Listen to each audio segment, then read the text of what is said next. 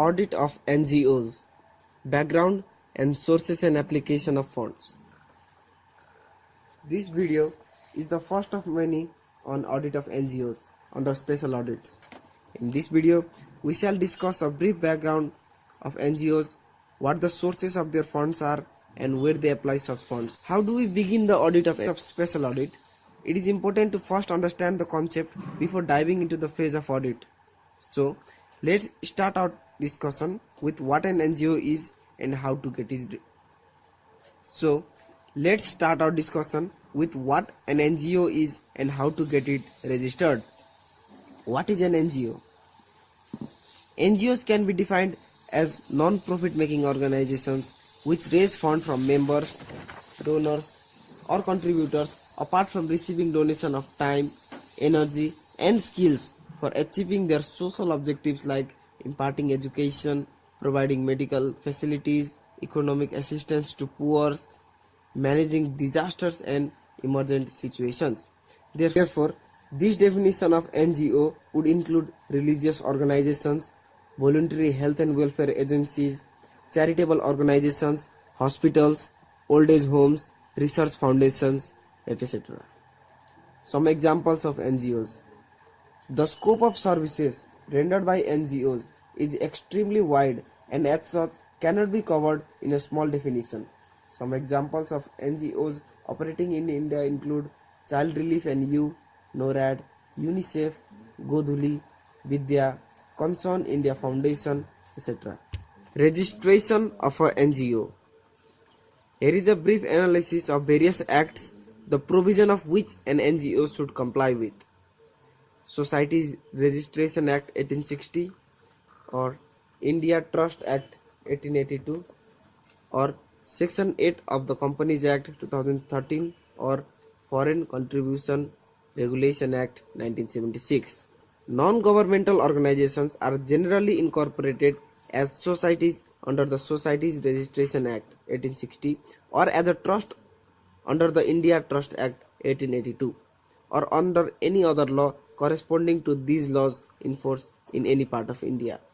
NGOs can also be incorporated as a company under Section 8 of the Companies Act 2013. None of the above mentioned Act warrant a mandatory registration under them for an NGO. But if an NGO is created as a trust and the trust relates to immovable property worth more than 100 rupees, the provision of Section 17(1) of Registration Act 1908 read with Section 123 of the Transfer of Property Act 1882 must be complied with and the registration of trust becomes mandatory. In some states, such as the states of Maharashtra and Gujarat, where Public Trust Act have been passed, such as the Bombay Public Trust Act 1950, all charitable trusts have to be registered under these specific Public Trust Acts. Registration under the Income Tax Act 1961 and the Foreign Contribution Regulation Act 1976 would also be invoked in many cases. NGOs registered under the Companies Act 2013 must maintain their books of account under the accrual basis as required by the provision of Section 128 of the said Act. If the accounts are not maintained on accrual basis, it would amount to non-compliance of the provisions of the Companies Act 2013. The NGOs which are not registered under the Companies Act are allowed to maintain accounts either on accrual or cash basis. Sources and applications of funds. So now, let's discuss what the sources funds in an NGO are and under what heads do they apply those funds. The sources of funds. The main sources of funds include grants and donations, fundraising programs, advertisements, fees from the members, technical assistance fees, fees for services rendered, subscriptions, gifts, sale of produce or publications, and so on. Donations and grant received in the nature of promoters' contribution are in the nature of capital receipts and shown as liabilities in the balance sheet of an NGO. Those may either be in the form of corpus donation or a contribution towards revolving fund. A contribution made towards the capital or the corpus of an NGO is known as corpus contribution. The donors are generally required to specify whether the donation or grant given by himself form part of the corpus of the NGO.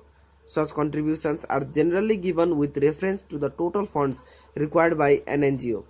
Section 11 subsection 1D of the Income Tax Act 1961 also states that income in the form of voluntary contributions made with a specific direction that they shall form part of the corpus of the trust of the institution shall not be included in the computation of total income. Donation and grants received for acquisition of specific fixed assets are those grants whose primary condition is that an NGO accepting them should purchase, construct or otherwise acquire the assets for which the grant is given. Many a times NGOs receive contribution in kind. These contributions include assets such as land, buildings, vehicles, office equipment, etc. and articles related to programs, projects such as food, books, building materials, clothes, beds and raw material for training purposes, for example wood, reeds, clothes, etc. Application of funds.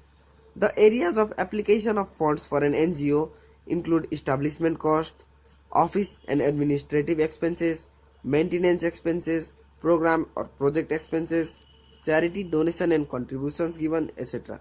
The application primarily depends upon the objectives of the NGO. So that is the end of the first video on audit of NGOs.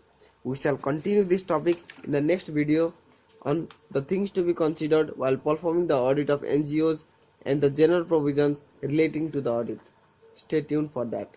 If you have any concerns, doubts or suggestions, let me know. Just click on Ask Question at the left panel of your screen. Thank you very much.